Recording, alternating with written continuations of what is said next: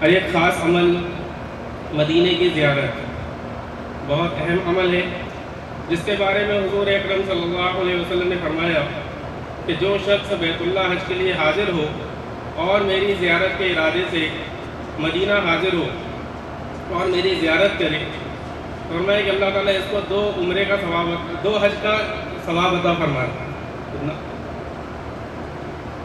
2 حج کا ثواب اللہ تعالیٰ عطا فرماتا ہے مدینے کی حاضری۔ علماء کرام نے فرمایا، ایک روایت میں ہے، جو شخص حضور اکرم صلی اللہ علیہ وسلم کے روضے پر حاضر ہو اور یہ آیت پڑھے ایک مرتبہ، ان اللہ وملائکتہ یصلون علی النبی، ایک مرتبہ پڑھ لے اور اس کے بعد 70 مرتبہ صلی اللہ علیہ یا محمد پڑھے، 70 مرتبہ صلی اللہ علیہ یا محمد، ایک فرشتہ اللہ تعالیٰ کی طرف سے جو ہے اعلان کرتا ہے کہ اللہ تعالیٰ نے تجھ پر رحمت کی اور اس شخص کی تمام حاجتیں پوری کی جاتی ہیں۔ اس کا بھی اہتمام کر لیں۔ علماء کرام نے فرمایا کہ اب صلی اللہ علیہ یا محمد کے بجائے الصلاۃ والسلام علیہ یا رسول اللہ بھی 70 مرتبہ پڑھ لیں تو بھی کافی ہے۔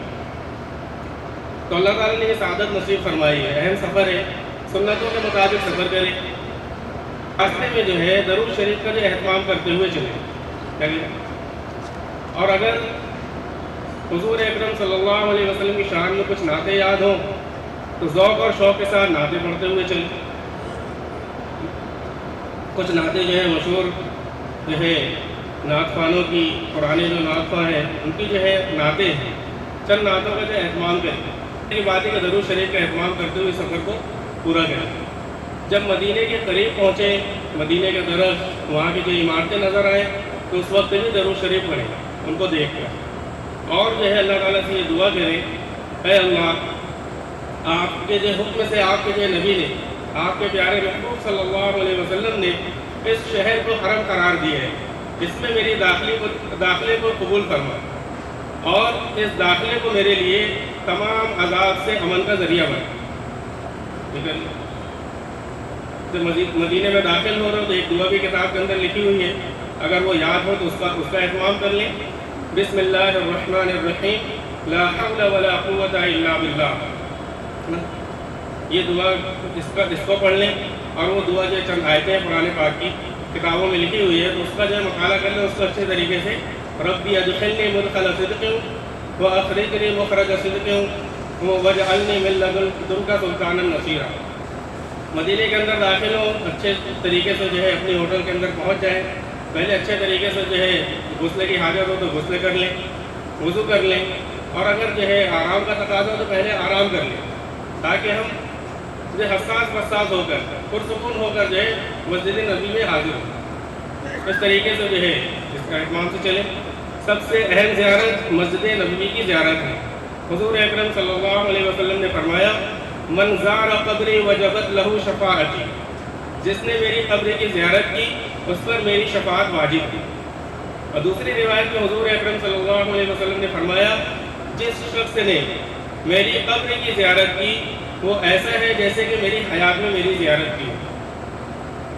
یہ بشارتیں اس کو جو دھیان میں رکھیں۔ مسجد نبوی میں داخل ہوں، ابھی جو مسجد نبوی ہے یہ حضور اکرم صلی اللہ علیہ وسلم کے زمانے میں جتنا شہر تھا مدینہ وہ پورا کا پورا مسجد نبوی کے اندر داخل ہو چکا ہے، پورا۔ اکابر علماء نے، اللہ کے نبی صلی اللہ علیہ وسلم کے عاشقان نے، انہوں نے تو اتنا اہتمام کیا کہ مدینے کے اندر جوتا چپل پہن کر بھی نہیں چلے، لیکن ہمیں ایسا نہیں کرنا ہے۔ لیکن آخری درجے کی بات کم سے کم یہ کہ مسجد نبوی کی جو حدود ہیں اس میں چپل پہن کر نہ چلے، اور اگر کچھ تکلیف ہو رہی ہو تو بہتر ہے کہ پھر نئی سلیپر رکھ کے لے کے جائے، تاکہ جو ہے اس جو سڑکوں پر نہ چلے ہو ہم اس کو استعمال کریں وہاں پر مسجد کے حدود کے اندر، اس لیے کہ یہاں پر صحابہ رضی اللہ عنہ اجمعین کے قدم پڑے ہوئے، حضور اکرم صلی اللہ علیہ وسلم کے قدم پڑے ہوئے، اس کا لحاظ کرتے ہوئے مسجد نبوی کے اندر ہم جو داخل ہو رہے ہیں۔ اور پھر مسجد کے اصل حد میں جب آ جائیں تو وہاں پر آ کر 2 رکعت تحیۃ المسجد پڑھیں، مکروہ وقت نہ ہو، نماز کا وقت ہو پڑھنے کا تو तहियत मस्जिद पढ़ लें, दुआएं कर लें, और अगर जो है रियाजुल जन्ना उस हिस्से में नमाज़ पढ़ने का मौका मिल जाए तो और बेहतर बात है कि आखिरी से अगर मौका मिल जाए। नहीं तो आज जो है हुकूमत ने जो है कुछ वक्त जो है मुकर्रर कर दिया है, उस वक्त पे हमारी हाज़िरी होगी, लेकिन नमाज़ें पढ़ने तो हम पहले से जाएंगे मस्जिद नबी। मान लीजिए कि आज अभी सुबह जो है रात में पहुँचे मगरिब के वक्त में, तो भाई नमाज़ पढ़ने तो जाएंगे मस्जिद नबी के अंदर, लेकिन हाज़िरी का जो वक्त है हमारा जो मुकर्रर किएगा उस वक्त में फिर हम जाएंगे। तो उस वक्त में जाए तो रियाजुल जन्ना, ये हुज़ूर अकरम सल्लल्लाहु अलैहि वसल्लम ने फरमाया कि ये जो है जन्नत की क्यारियों में से एक क्यारी, यानी जन्नत के बागों में से एक बाग है। दुनिया में ही अल्लाह ताला ने जन्नत को उतार दिया, तो यहाँ पर नमाज़ पढ़ना बड़ी सवाब की चीज़ है। और ये रियाजुल जन्ना, ये पूरी जगह दुआ की कबूलियत की जगह है। मौका बहुत कम मिल रहा है इस वक्त, तकरीबन 10 मिनट बस वहाँ हाज़िरी का मौका है, तो फिजूल कामों से अपने आप को बचाकर आमाल में लगाएं, नमाज में और दुआ में लगाएं। बस इसी जगह पर जो है आप सल्लल्लाहु अलैहि वसल्लम का मिंबर है, यहाँ पर जो है 7 पिलर हैं। पूरा रियाजुल जन्ना ही दुआ की कबूलियत की जगह है, लेकिन हुज़ूर अकरम सल्लल्लाहु अलैहि वसल्लम ने इन 7 पिलर की अलग से फजीलत बयान करना है। ये 7 मकामात ऐसे जहाँ ख़ास तौर पर दुआ कबूल होती है। एक जगह वो एक पिलर जो सबसे पहला है, जो बिल्कुल महराब से लगा हुआ है, ये जो है उस्तवाना हन्नाना, उस्तवाना जो पिलर को कहते हैं, उस्तवाना हन्नाना। ये जगह एक खजूर का दरख्त था, टहनी थी, जिस पर हुज़ूर अकरम सल्लल्लाहु अलैहि वसल्लम जो है टेक लगाकर खुतबा दिया करते थे। जब मस्जिद नबी में मिंबर नहीं बनाए गए, मिंबर नहीं रखा गया, जब मिंबर बना तो आप सल्लल्लाहु अलैहि वसल्लम उस मिंबर पर चढ़ने के लिए जो है पिलर को पार करके आगे बढ़े हैं, तो इसमें से जो ऐसे रोने की आवाज़ें जैसे जो है ऊँट का बच्चा जो है अपनी माँ से बिछड़ने पर चीख कर रोता है, इसलिए इसका नाम रखा हन्नाना। तो हुज़ूर अकरम सल्लल्लाहु अलैहि वसल्लम ने उसको जो है गले लगाया। ये क्यों रो रहा था? आपके फिराक में, आपसे, आपकी जुदाई में, कि हम आपसे जो जुदा हो रहे हैं। तो आपने फरमाया कि जो है अल्लाह ताला तेरे को जन्नत का दरख्त बना दिया, तो जन्नत में दरख्त होगा। फिर जब ये दरख्त जो है खुश्क हो गया, सूख गया, तो उसी जगह उसको दफन कर दिया गया। ये वो दरख्त है। फिर इसी के करीब बाएं तरफ सुतून आयशा, इस सुतून के बारे में हुज़ूर अकरम सल्लल्लाहु अलैहि वसल्लम ने फरमाया अगर मैं इसकी फजीलत लोगों को बता दूं तो लोग इसके लिए कुरान अंदाज़ी करेंगे कि यहाँ पर नमाज़ पढ़ें और दुआएं करें, कुरान अंदाज़ी करेंगे। हुज़ूर अकरम सल्लल्लाहु अलैहि वसल्लम ने उसकी निशानदेही नहीं की थी। बाद में हज़रत आयशा रज़ियल्लाहु अन्हा ने जो उसकी निशानदेही की, इसलिए इसका नाम उस्तवाना आयशा है। फिर इसी के करीब एक पिलर है अबू लुबाबा, एक सहाबी हज़रत अबू लुबाबा रज़ियल्लाहु अन्हु। इनसे जो एक ख़ता हो गई, जिसकी ख़ता के जो है माफ़ कराने के लिए इन्होंने अपने आप को उस पिलर में बांध रखा, अपने आप को बांध दिया कि जब तक जो है अल्लाह उसके रसूल जो है मुझे माफ़ नहीं करेंगे, मैं इस पिलर अपने आप को इसी तरह बांध कर रखूँगा। जब अल्लाह ताला ने आपकी तौबा कबूल फरमाई तो हुज़ूर अकरम सल्लल्लाहु अलैहि वसल्लम ने जो है आपको खोला यहाँ पर, और आप सल्लल्लाहु अलैहि वसल्लम ने फरमाया क़यामत तक जो शख्स यहाँ पर आकर तौबा करेगा अल्लाह ताला उसकी तौबा ज़रूर कबूल फरमाएगा। तो वो पिलर है, वहाँ पे लिखा हुआ भी है, मौका मिल जाए तो देखा, उसके करीब भीड़ ज़्यादा रहती है, मौका मिले तो अच्छी बात है। फिर 3 पिलर जो हैं ये हुज़ूर अकरम सल्लल्लाहु अलैहि वसल्लम के रोज़े की जाली, इससे लगे हुए, आधा जो है जाली के अंदर, आधा बाहर। पहला जो पिलर है इसके बारे में फरमाया कि यहाँ पर हुज़ूर अकरम सल्लल्लाहु अलैहि वसल्लम एहतिकाफ़ फरमाया करते थे, यहाँ आपका जो बिस्तर लगता था, आप यहाँ आराम फरमाया करते थे। उसके अगला पिलर जो है यहाँ पर हुज़ूर अकरम सल्लल्लाहु अलैहि वसल्लम के लिए आपकी जो निगरानी किया करते थे सहाबा रज़ियल्लाहु अन्हुम अजमईन। शुरू ज़माने में जब दुश्मनों का ख़तरा था तो सहाबा रज़ियल्लाहु अन्हुम अजमईन आपकी निगरानी फरमाया करते, पहरा दिया करते। ये पिलर की दुआ की कबूलियत की जगह। उसके बाद वाला पिलर उस्तवाना है वफूद, यहाँ पर जो बाहर से आने वाले जो वफद होते थे हुज़ूर अकरम सल्लल्लाहु अलैहि वसल्लम उनसे मुलाकातें करते, उनको जो है इस्लाम की दावत देते। ये पिलर दुआ की कबूलियत का इससे लगा हुआ पिलर ही है उस्तवाना है जिब्रील अलैहिस्सलाम, कि अक्सर हुज़ूर अकरम सल्लल्लाहु अलैहि वसल्लम की मुलाकात जिब्रील अलैहिस्सलाम से इस पिलर के पास होती थी। ये 7 पिलर हैं जो ख़ास तौर पर दुआ की कबूलियत की जगह है। तो मौका मिले तो यहाँ पर भी दुआ करें, अल्लाह से मांगें। اور پھر یہاں سے اب یہ اپنا ٹائم جو ختم ہوگا، یہاں سے باہر نکلیں گے تو جس گیٹ سے نکلیں گے اسی کے بازو میں دوسرا گیٹ ہے جہاں پر حضور اکرم صلی اللہ علیہ وسلم کے روضے کی زیارت کے لیے ہم حاضر ہوں گے۔ تو اطمینان سے باہر نکلیں تو وہاں سے جو ہے راستہ دیکھ لیں بھائی اس گیٹ کی طرف جانے کا راستہ کیا ہے، تو وہاں پر ہم جو ہے حاضر ہوں بالکل خوش و خضو کے ساتھ، اطمینان کے ساتھ، اور جو ہے اپنے اندر اپنی خطاؤں کو یاد کرتے ہوئے خوش و خضو کے ساتھ وہاں پر داخل ہوں۔ تو وہاں پر آپ دیکھیں گے جالی میں، فوٹو میں بھی دیکھے ہوں گے، ویڈیو میں دیکھے ہوں گے کہ آپ صلی اللہ علیہ وسلم کے روضے کے پاس جو ہے کچھ جالیاں بنی ہوئی ہیں جس میں 3 حلقے ہیں، 3 دائرے بنے ہوئے ہیں۔ ایک بڑا دائرہ ہے جس میں حضور جو ہے بالکل حضور اکرم صلی اللہ علیہ وسلم کے چہرے کے سامنے، یہاں پر کھڑے ہو کر اطمینان سے حضور اکرم صلی اللہ علیہ وسلم کی بارگاہ میں سلام پیش کریں۔ الصلاۃ والسلام علیکہ یا رسول اللہ، الصلاۃ والسلام علیکہ یا رسول اللہ، الصلاۃ والسلام علیکہ یا حبیب اللہ، الصلاۃ والسلام علیکہ یا خیر خلق اللہ، السلام علیکہ ایہا النبی ورحمۃ اللہ وبرکاتہ۔ اطمینان کے ساتھ پھر ہم سے ملاقات کرنے والوں نے، رشتہ داروں نے درخواست کی تھی کہ جو حضور اکرم صلی اللہ علیہ وسلم کی بارگاہ میں ہمارا بھی سلام عرض کر دیں، تو کیا کہنے، اتنا موقع نہیں رہتا کہ ہر ایک کا نام لیا جائے، یہ کہتے کہ یا رسول اللہ، آپ پر جو ہے اللہ پر اور آپ پر ایمان رکھنے والوں نے آپ کی بارگاہ میں سلام پیش کیا ہے، یا رسول اللہ ان کے سلام کو قبول فرمائیں۔ اور علماء کرام نے لکھا ہے کہ ایک مرتبہ کہ یا رسول اللہ صلی اللہ علیہ وسلم میں آپ کو گواہ بناتا ہوں، اور پھر کہے اشہد ان لا الہ الا اللہ واشہد ان محمدا عبدہ ورسولہ۔ علماء کرام فرماتے ہیں کہ ایک مرتبہ ہم یہاں پر جو ہے اللہ کے نبی کے سامنے جو گواہی دیں گے، اس کلمے کو پڑھیں گے، حضور اکرم صلی اللہ علیہ وسلم قیامت کے دن جو ہے ہمارے ایماندار ہونے کی گواہی دیں گے، اللہ کی بارگاہ میں جو عرض کریں گے کہ اے باری تعالیٰ میں اس کے ایمان کا گواہ ہوں۔ علماء کرام نے فرمایا 2 مرتبہ پڑھے گا حضور، 2 مرتبہ گواہی دیں گے، میں 2 مرتبہ اس کے کلمے کا گواہ ہوں۔ یہ خاص موقع ہے ہمارا۔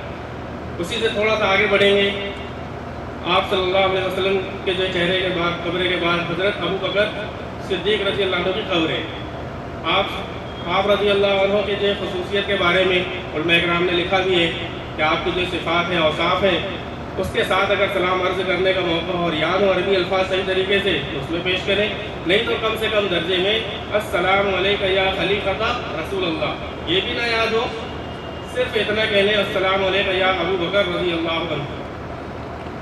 پھر اسی کے تھوڑا سا آگے بڑھیں گے، تیسرا جو حلقہ ہے وہاں پر یہ جو حلقہ یہ حضرت عمر رضی اللہ عنہ کے بالکل چہرے کے سامنے، یہاں پر بھی اسی طریقے سلام کریں السلام علیکہ یا امیر المؤمنین عمر فاروق رضی اللہ تعالی عنہ۔ اور یہاں پر بھی اگر لوگوں نے کہا کہ ابو بکر رضی اللہ عنہ اور حضرت عمر کی بارگاہ میں بھی سلام عرض کر دیں، یہاں بھی کہے کہ جو ہے آپ حضرات کو جو ہے بہت سے جو حضور اکرم صلی اللہ علیہ وسلم کی امتیوں نے، آپ کے چاہنے والوں نے آپ کی بارگاہ میں سلام پیش کیا ہے، آپ ان کے سلام کو جو قبول فرمائیں۔ اس طرح سے جو ہے یہ کام کری، یہ جو ہے زیارت ہماری جو مکمل ہوئی۔ موقع اگر ہے اور جو ہے مسجد نبوی کے جو ہے قیام میں، مدینہ منورہ کے قیام موقع ملے گا کہ بار بار ہم جا سکتے ہیں، جتنا موقع ملے آپ اپنے وقت کے اعتبار سے دیکھ لیں، حاضر ہو بار بار، لیکن یہ پہلا موقع ہے، پہلی بار حاضر ہو رہے ہیں، اس لیے اس کے اندر خاص طور سے ادب کا لحاظ رکھیں اور آئندہ جتنے مرتبہ بھی جائیں آداب کی پوری رعایت کرتے ہوئے جو ہم داخل ہوں۔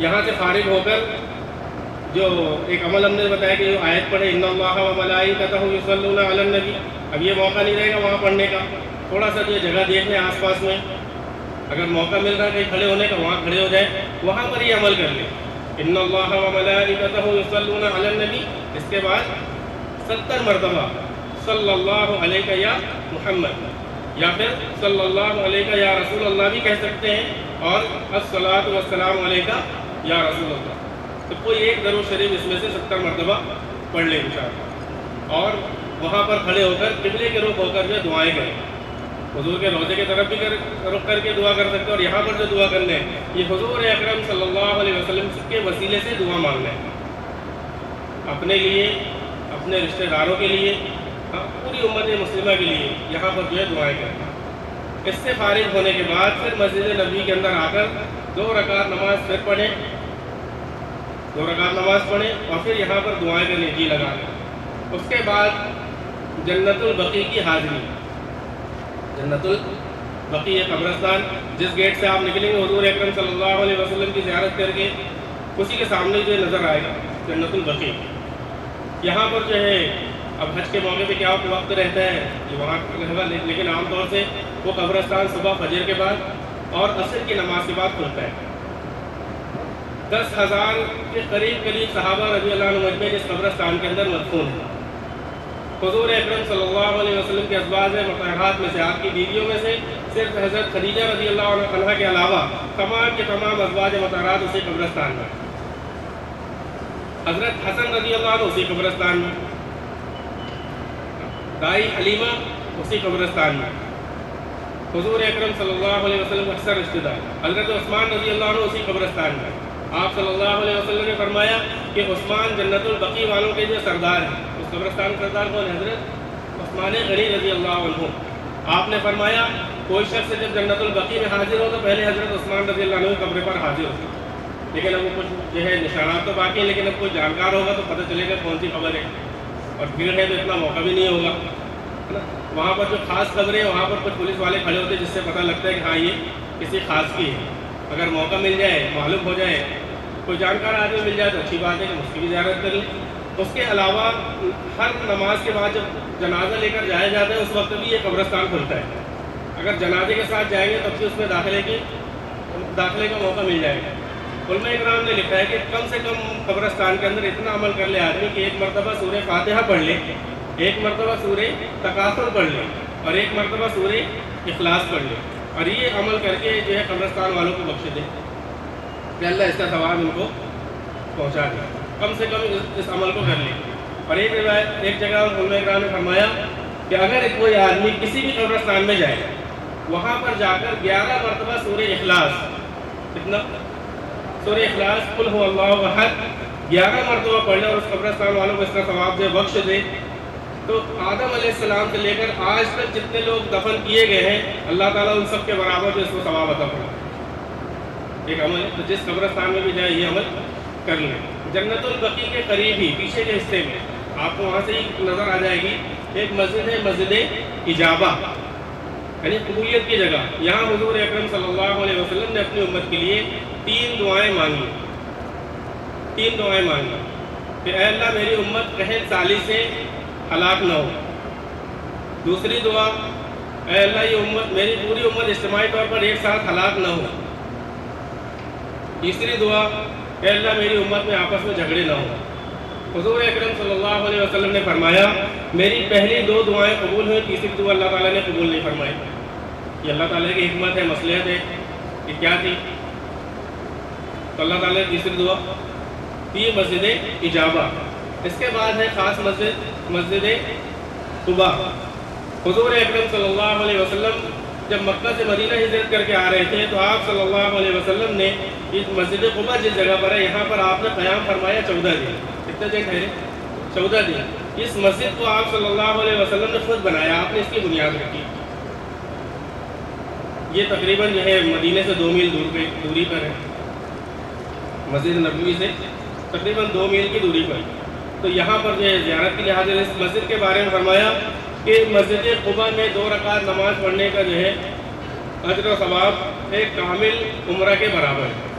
یہاں پر 2 رکعت پڑھنا عمرہ کا ثواب رکھتے ہیں. یہاں پر جو نماز ادا کریں، اس کے علاوہ بھی یہاں کے قیام میں جب موقع مل جائے تو ہمیں تو خاص طور پہ اس چیز کا دھیان رکھنا ہے مدینے کی جتنی بھی زیارت کے لیے جائیں گے ہمیں اس بات کا جو خیال رکھنا ہے کہ ہماری ساری نمازیں جو ہے مسجد نبوی میں ہوں. فرض نمازیں جو ہیں وہ تو مسجد نبوی میں ہوں. باقی زیارتوں کے لیے جائیں گے دوسری مسجدوں میں، وہاں نفل نماز ادا کریں گے. مسجد قباء کی زیارت، اس سے جو ہے پھر قریب میں ہی ہے مسجد جمعہ.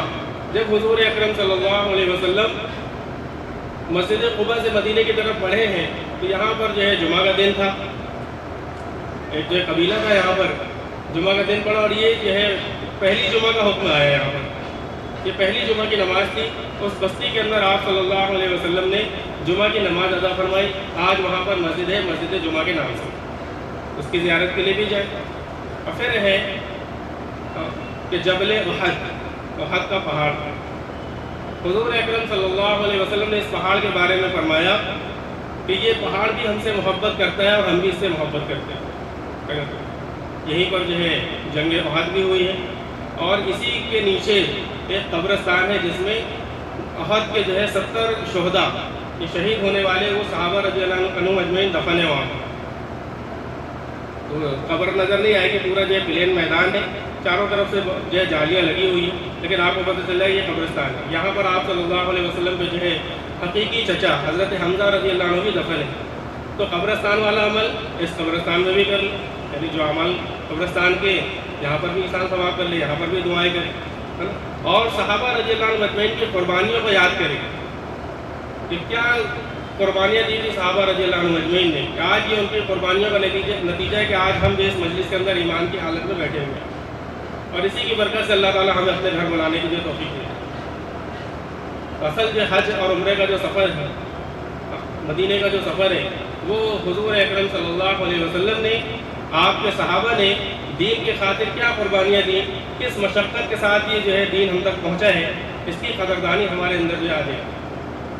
مدینے کے جو ہے سارے سفر کے اندر ایک مسجد ہے، مسجد قبلتین، دو قبلے والی مسجد۔ جب آپ صلی اللہ علیہ وسلم ہجرت کر کے مدینہ آئے ہیں تو تقریباً 17 مہینے تک جو قبلہ تھا بیت المقدس تھا، لیکن آپ صلی اللہ علیہ وسلم کا رجحان بیت اللہ کی طرف، یہ قبلہ ہوا۔